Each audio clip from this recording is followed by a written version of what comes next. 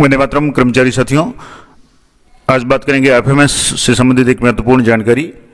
जब किसी कर्मचारी की सेवा में रहते हुए अगर मृत्यु हो जाती है तो उनसे उनके जो पारिवारिक पेंशन प्रकरण है उसके संबंध में लेटेस्ट अपडेट क्या है, बहुत ही इंपॉर्टेंट जानकारी साझा कर रहा हूं। और जैसे कि आप देख पा रहे हैं, कार्यालय निदेशक माध्यमिक शिक्षा बीकानेर की तरफ से एक जो लेटर जारी हुआ अभी कुछ दिन पहले ही, और समस्त जिला शिक्षा अधिकारी और संयुक्त निदेशक को ये जारी हुआ है, और जिसका विषय है कि एफएमएस 3.0 पे पारिवारिक पेंशन प्रकरण।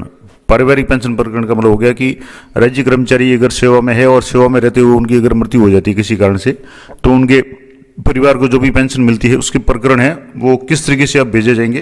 पहले सारी जो भी सुविधाएं थी सारी ऑफलाइन थी और कई बार ऑफिसों के चक्कर भी काटने पड़ते थे, कई डॉक्यूमेंट्स की कमी वगैरह होती थी, बहुत सारी इसमें जटिलताएं थी। लेकिन अब काम बहुत आसान कर दिया है।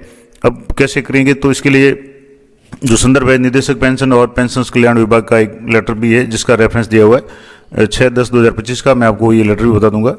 अब इसमें क्लियर लिखा है कि प्रासंगिक पत्र द्वारा पेंशन निदेशक पेंशन और पेंशनर्स कल्याण विभाग द्वारा लिखा गया है कि पारिवारिक पेंशन यानी राज्य कर्मचारी की सेवा में रहते हुए मृत्यु के कारण उनकी फैमिली को जो भी पेंशन मिलती है, चाहे कर्मचारी अगर पुरुष है तो उनकी पत्नी को या बच्चों को या जिसको भी मिलती है, उसका निस्तारण की सुविधा है वो एफएमएस 3.0 पे विकसित की जा चुकी है।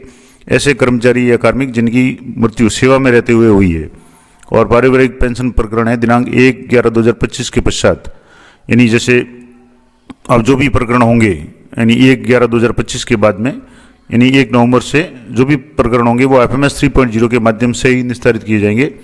प्रासंगिक पत्र संलग्न प्रेषित कर लेख है कि पत्र में दिए गए निर्देश की आपके कार्यालय और अधीनस्थ समस्त कार्यालय अधीक्षकों को अक्सर से पालना करने हेतु पाबंद करावें।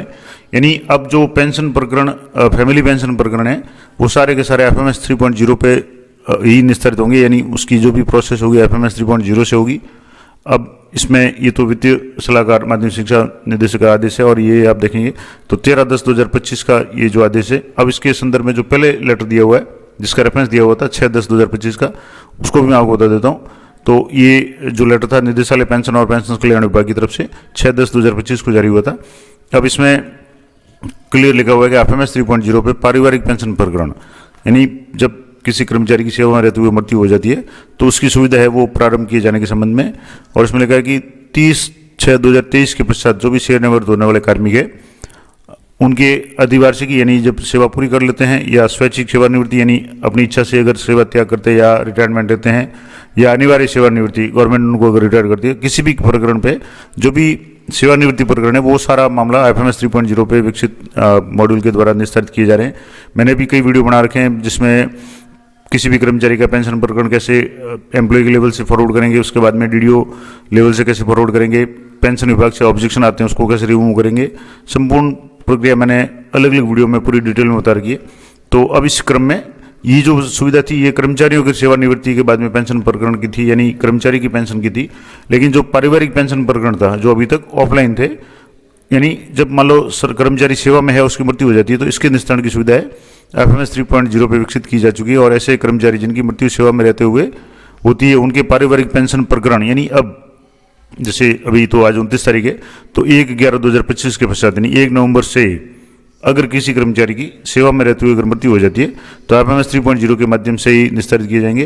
पंचायत समिति, नगर निगम, नगर पालिका, यूआईटी और इसके अलावा न्यायिक अधिकारियों के पारिवारिक पेंशन है वो अग्रिम आदेश तक पूर्व की भांति एफएमएस 2.0 पे निस्तारित होंगे, यानी जो 2.0 था। लेकिन जो भी जो कर्मचारी है खास करके अभी वर्तमान में जो भी कर्मचारी है जो शिक्षा विभाग के हैं या अन्य जो भी कर्मचारी है उनके 1/11 से जो भी पेंशन फैमिली पेंशन प्रकरण है वो भी एफएमएस 3.0 पे होंगे।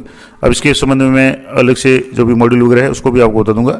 इसका मॉड्यूल भी एफएमएस 3.0 का जो यूजर मैनुअल है वो वेबसाइट पे उपलब्ध है। मैं आगे कोशिश करूंगा कि अगली वीडियो में इसको बताने का प्रयास करूंगा। तो अतः दिनांक 1/11/2025 के पश्चात यानी 1 नवंबर 2025 यानी आगामी 2-3 दिनों के बाद में अगर कोई भी कर्मचारी सेवा में रहते उनकी अगर मृत्यु हो जाती है तो उनके पारिवारिक पेंशन का जो भी प्रकरण है वो एफएमएस 3.0 के माध्यम से ही पेंशन विभाग को अग्रेसित किया जाएगा।